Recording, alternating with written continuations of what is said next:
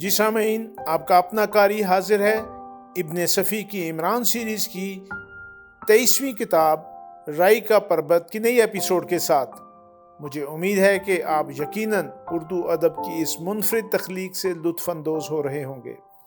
اگر آپ نے اس سے پہلے والی ایپیسوڈز نہیں سنی تو ہمارے چینل کی پلے لسٹ میں جائیں اور پچھلی تمام ایپیسوڈ سنیں اور اپنے لطف کو دوبالا کریں۔ آئیے سنتے ہیں عمران سیریز کی نئی episode.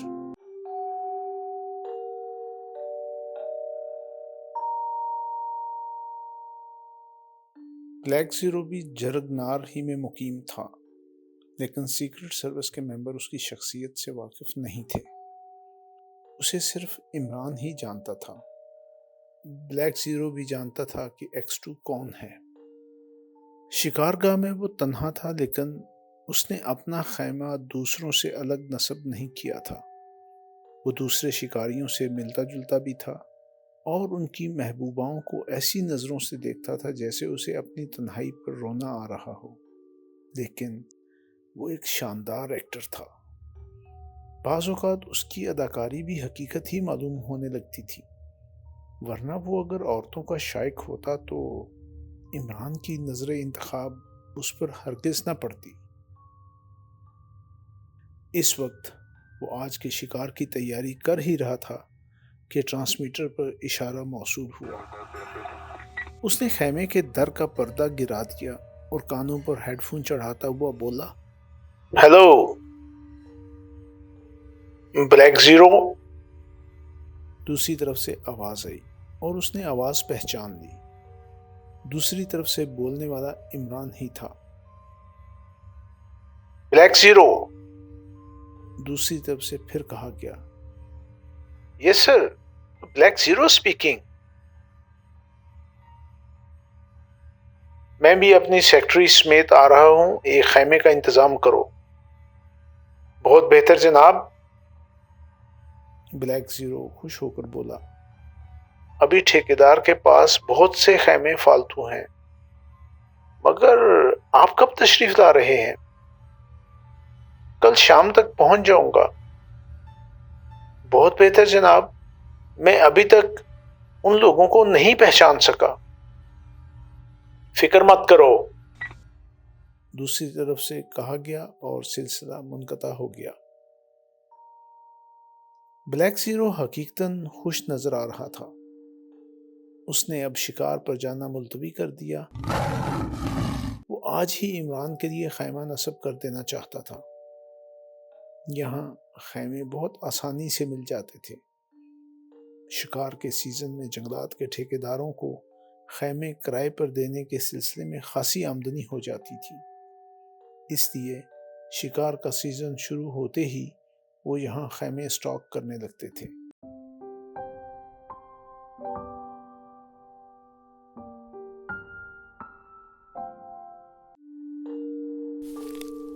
Tanveer, Chauhan, captain Khawar, lieutenant Siddiqui اور سارجنٹ نعمانی ساتھ ہی شکار کے لیے نکلے تھے۔ خاور کے علاوہ اور سب بہت اچھے موڈ میں تھے اور خوب چہک رہے تھے۔ خاور کا موڈ بھی خراب تو نہیں کہا جا سکتا تھا، مگر وہ خاموش تھا۔ کبھی کبھی ان کی طرف بھی متوجہ ہو جاتا تھا اور اس کے ہونٹوں پر خفیف سی مسکراہٹ نظر آنے لگتی۔ اس کے ساتھیوں کو اس خاموشی پر حیرت بھی نہیں تھی، کیونکہ خاور ویسے بھی کم سخن آدمی تھا، مگر اس وقت تو وہ الجھن ہی میں تھا۔ خاموشی کی وجہ اس کی کم سخنی نہیں تھی۔ جب وہ شکار کے لیے تیاری کر رہا تھا تو اسے ٹرانسمیٹر پر X2 کا ایک پراسرار پیغام ملا تھا۔ اس نے کہا تھا کہ وہ آج اپنے ساتھیوں کو شکار کے لیے ایک مخصوص مقام پر لے جائے۔ یہ وہ جگہ تھی جہاں ایک پہاڑی نالا شمال مشرقی پہاڑیوں سے آ کر جرگنار کی طرف مڑتا تھا۔ خیر، یہ تو کوئی ایسی بات نہیں تھی۔ سب سے زیادہ حیرت انگیز ہدایت یہ تھی کہ خاور اپنے ساتھ شیونگ کا سامان اور ایک عدد سوٹ بمائے قمیض بھی لے جائے۔ لیکن اس کی غرض و غایت نہیں بتائی گئی تھی۔ خاور ایکسٹرو کے احکام کی تعمیل بے چون چراغ کرتا تھا اور اس کی خواہش تھی کہ اس کے دوسرے ساتھی بھی یہی کیا کریں۔ وہ جانتا تھا کہ اگر اس نے ایکسٹرو کے اس حکم کا تذکرہ ان سے کر دیا تو وہ سب مل کر اس کا دماغ چاٹ ڈالیں گے اور کام کا وقت کیا سرائیوں کی نظر ہو جائے گا۔ لہٰذا وہ صرف انہیں نالے کے موڑ کی طرف لے جا رہا تھا۔ اس نے خیال ظاہر کیا تھا کہ ادھر چیتل بکثرت ملتے ہیں، لہٰذا آج ادھر بھی دیکھا جائے۔ وہ نالے کے موڑ پر پہنچ کر رک گئے۔ یہ بھی بڑا عجیب و غریب خطہ تھا۔ نالے کے موڑ سے جنگلوں کا سلسلہ اس طرح غائب ہو گیا تھا جیسے کسی رنگین کپڑے میں سفید پیوند لگا دیا جائے۔ نالے کے دوسری جانب خشک اور بھورے رنگ کی دشوار گزار پہاڑیاں تھیں اور ان کا سلسلہ شمال مشرق میں صدہا میل تک پھیلتا چلا گیا تھا۔ گویا وہ نالا ہرے بھرے پہاڑوں اور خشک پہاڑوں کے درمیان ایک قدرتی حد بناتا تھا۔ خاور، تنویر نے اسے مخاطب کیا، کیا تم اس نالے کا پانی پینے کے لیے یہاں آئے تھے؟ کیا مطلب؟ یہاں شکار کہاں ہے؟ اوہ، خاور نے پھیکی سی مسکراہٹ کے ساتھ کہا، میں نے سوچا تھا ممکن ہے چیتل یہاں پانی پینے کے لیے آتے ہوں۔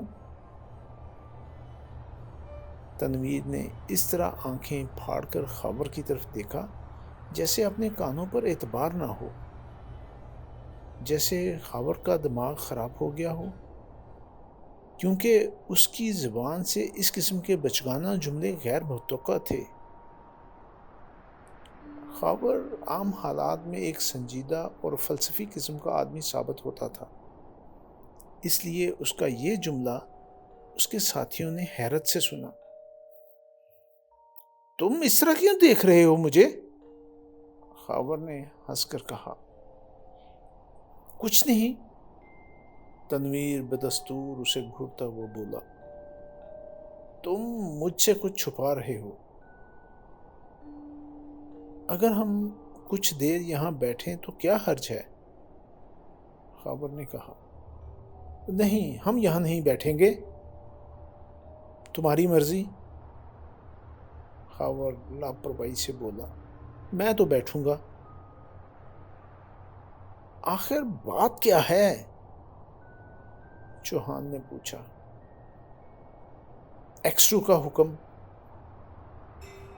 تنویر نے ایک طویل سانس لی اور برا سا منہ بنا کر دوسری طرف دیکھنے لگا۔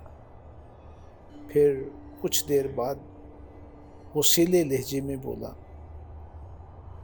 ہم لوگ بالکل کتے کے پلوں کی طرح اس کے پیچھے دم ہلاتے ہوئے چل رہے ہیں۔ آفیسر ہی ٹھہرا، خاور کا جواب تھا۔ آفیسر؟ تنویر دانت پیس کر رہ گیا۔ کیوں؟ کیا تمہیں اس کے آفیسر ہونے سے انکار ہے؟ خاور مسکرایا۔ وہ آفیسر سے بھی زیادہ کچھ اور ہے، تنویر نفرت انگیز لہجے میں بولا، کوئی بری روح جو ہم سے چمٹ گئی ہے۔ جعفری اور ناشاد کا پیچھا تو چھوٹ گیا اس بری روح سے، خاور نے کہا۔ تم اگر چاہو تو تم بھی گلو خلاصی کرا سکتے ہو۔ یار تم نہیں سمجھتے، چوہان آنکھ مار کر بولا، یہ 100% جولیا کا قصہ ہے، بیکار بکواس مت کرو۔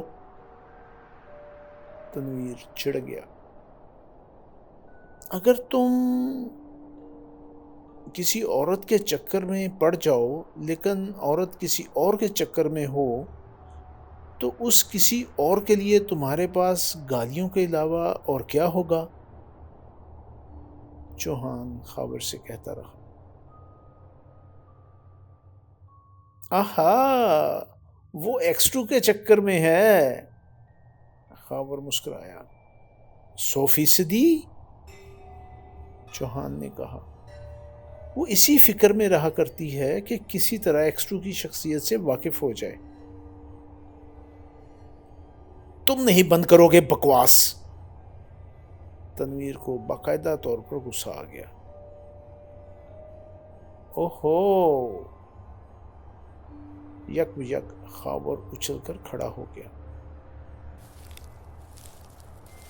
سامنے کے ایک تنگ سے درے سے ایک شکستہ حال آدمی لنگڑاتا ہوا نکلا تھا اور ہاتھ ہلاتا ہوا ان کی طرف آ رہا تھا۔